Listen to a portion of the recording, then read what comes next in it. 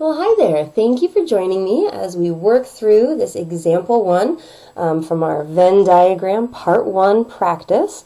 So I'm going to go through this step by step. I highly advise and encourage you, please try this on your own.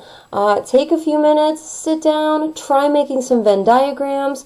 No problems if you make mistakes. It's all good. Just give it a try on your own and then come check your work. If you just want to check your work, fast forward to the end of this video and I'll show the answers for you. And if you want to see the work, let's work through this together. So suppose U is equal to, now these squiggly little brackets, that's just the way we call a set. That just says everything inside these brackets are the things that are inside U. And I remember that U is my universal set. So these are all of the numbers in my universe, if you will. These are all of the numbers that I have to deal with. So I have 1, 2, 3, 4, 5, 6, 7, 8. So what I want to do is draw a Venn diagram to represent these following sets. So for part A, what if set A is 1, 2, 6, 8, and set B is 2, 3, 4, 5, and 8? And I want to draw a Venn diagram to represent those sets. Well, to draw a Venn diagram, I remember that I need to start with a rectangle, and then inside the rectangle, I'm going to draw my sets. I'm going to draw set A, and I'm going to draw set B. Now, when I first start this, what I might be thinking is, okay, set A has 1, 2, 6, and 8.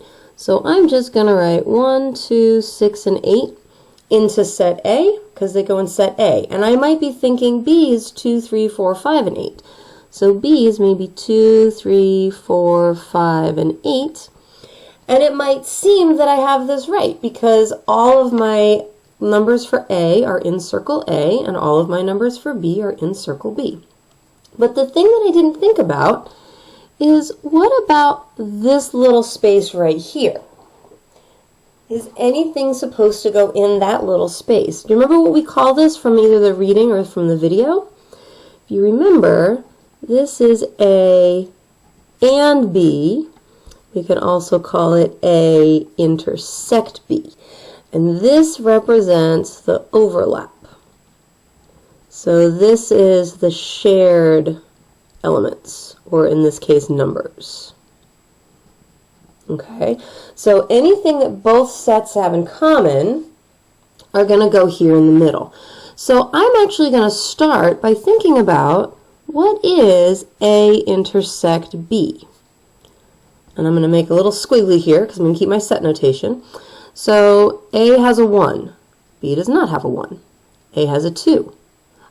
B also has a 2, which means that is a shared number or a shared element. So 2 is in both A and B. A has a 6. B does not have a 6. A has an 8. B also has an 8. So 2 and 8 are in both of these sets, which means I need to put those in the middle. So I'm going to cross that out. That was my first attempt. And let's try this again. So again, I'm going to draw a rectangle. I'm going to have set A. I'm going to have set B. And I know in the middle needs to go my 2 and my 8, because those are overlapped. Those are in set A and in set B. So now I'm going to go back and fill in the rest of set A. Well, the rest of set A is going to be 1, 2 I've already got, 6 I need, and then 8 I've already got. And then B, 2 I've already got, 3 I need, 4 I need, 5 I need, and 8 is already in here. So this is what my Venn diagram is going to look like, and I might need my U over here. Oh, wait a minute though. My U represents my universal set. I need to make sure I have all of the elements of my universe. Well, let's see if we have all of my universal elements. 1, 2, 3, 4, 5, 6, 7, 8. 1, 2, 3, 4, 5, 6. And I'm missing a 7.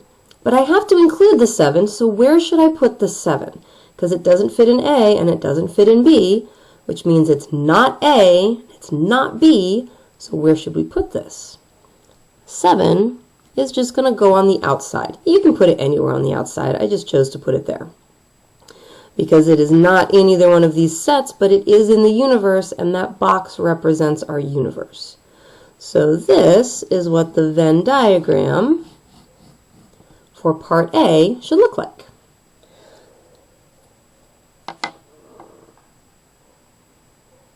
So if you continue on to the next video, you will see the answers for parts B and C.